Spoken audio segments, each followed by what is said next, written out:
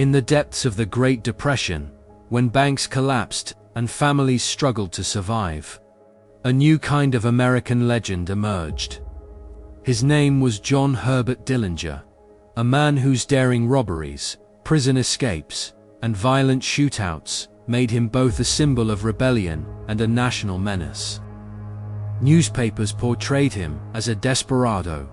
The FBI saw him as a threat to the nation. But to millions of desperate Americans, Dillinger became something else entirely. A folk hero who struck back at the very institutions they believed had failed them. His story begins in Indianapolis, where he grew up under the strict and inconsistent discipline of his grocer father. Dillinger's early life was marked by frustration, rebellion, and a growing fascination with danger. After a failed robbery attempt in Mooresville, he received a harsh prison sentence that would shape the rest of his life. Inside the Indiana State Prison, Dillinger hardened. He studied the methods of seasoned criminals, learned the mechanics of bank robbery, and forged alliances that would later become the backbone of his gang. When he was paroled in May 1933, he stepped into a nation in turmoil and immediately began the crime spree that would make him infamous. Within months, Dillinger robbed banks across the Midwest with a precision that stunned authorities. He and his gang struck fast, moved efficiently, and vanished before police could respond. They raided police arsenals, stole bulletproof vests, and armed themselves with machine guns. The violence escalated. 10 men were killed, 7 wounded, and the Midwest lived in fear as Dillinger's name dominated the headlines. Yet even as the danger grew, so did the legend. Crowds gathered outside crime scenes hoping to catch a glimpse of the outlaw. Newspapers printed his exploits like serialized adventure stories. Hollywood gangster films glamorized men like him, and Dillinger became the real-life embodiment of the cinematic anti-hero. But nothing captured the nation's imagination more than his escape from the Crown Point jail in March 1934. Using what appeared to be a wooden gun, carved and painted to resemble the real thing, Dillinger bluffed his way past guards, stole the sheriff's car, and sped away from what had been called an escape-proof facility.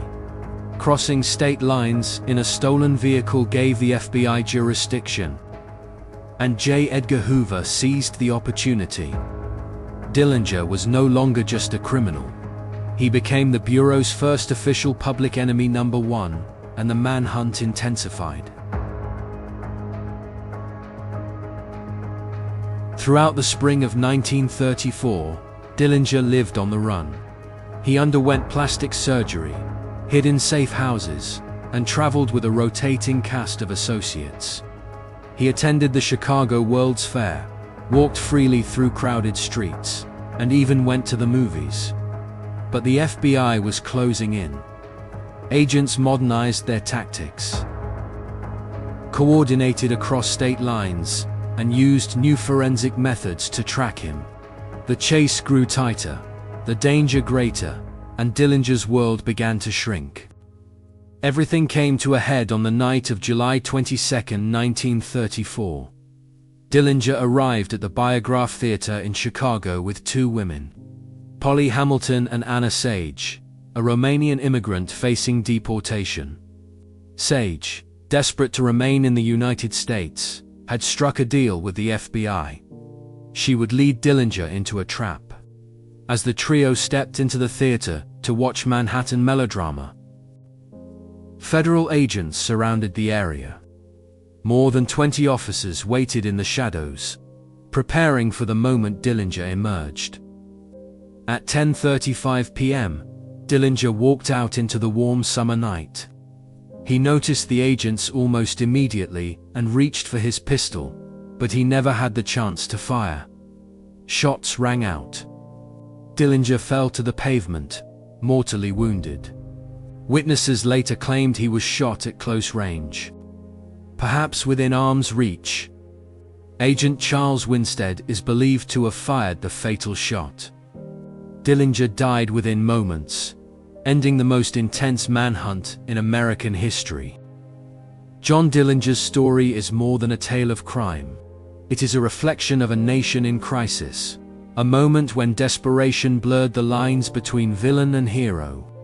His death marked a turning point for American law enforcement, ushering in a new era of federal power and modern investigative techniques. But his legacy, equal parts myth and menace, continues to fascinate, reminding us how one man captured the imagination of an entire country during one of its darkest chapters. If you enjoyed this video, please like, comment and consider subscribing to my channel.